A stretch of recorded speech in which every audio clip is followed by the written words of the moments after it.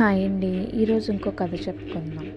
ఏమిటంటే వేరుశనగ దొంగ అనే దాని గురించి. చాలా బాగుంటుంది వింటే.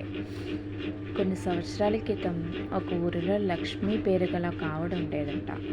ఆవిడకి రోజు సాయంత్రం ఇంటి దగ్గర ఉన్న పార్కులో ఒక బెంచ్ మీద కూర్చుని తనతో తెచ్చుకున్న పుస్తకం చదవటం అలవాటు ఆమెకి రోజు అదే బెంచ్ మీద కూర్చునే అలవాటు పడిన లక్ష్మి గారికి కొద్ది రోజులకి ఒక బెంచి ప్రత్యేకించి తనదే అన్న ఒక భావం ఏర్పడిపోయింది.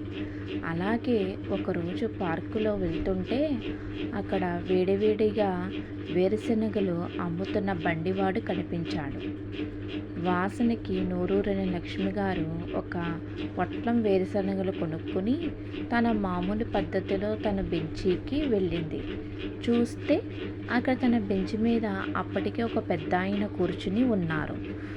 రుసరుసలాడుతున్న తన పర్సు కూడా తెచ్చుకున్న ఇతర సామాన్లు చేతిలో వేరుశనగలు పొట్లం పక్కన పెట్టి కూర్చున్న పుస్తకం తీసింది.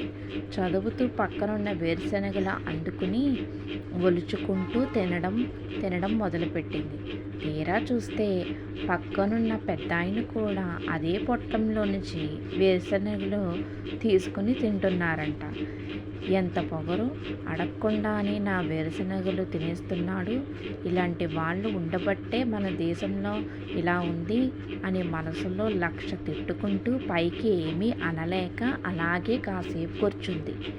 కొద్దిసేపటి తర్వాత ఎక్కడ పెద్దాయన వేరుశనగలు అన్నీ తినేస్తారో అని లక్ష్మగారు కూడా పోటీపడి గబగబగా మిగిలిన వేరుశనగలు ఒలుచుకొని తినేసింది.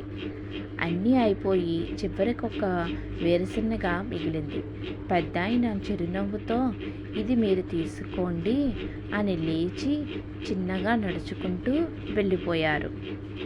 లక్ష్మి గారు వేరుశనగ దొంగని చికాకుగా అనుకుంది. లేచి తన సామాను బెంచ్ మీద నుంచి తీసుకుంటూ చూస్తే అక్కడే తన వేరుశనగ పొట్లం భద్రంగా తన దగ్గరే కనిపించింది.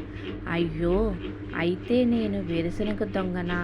పాపం, ఆయన్ని ఎన్ని మాటలు అనుకున్నానో అన్నీ చాలా బాధపడింది.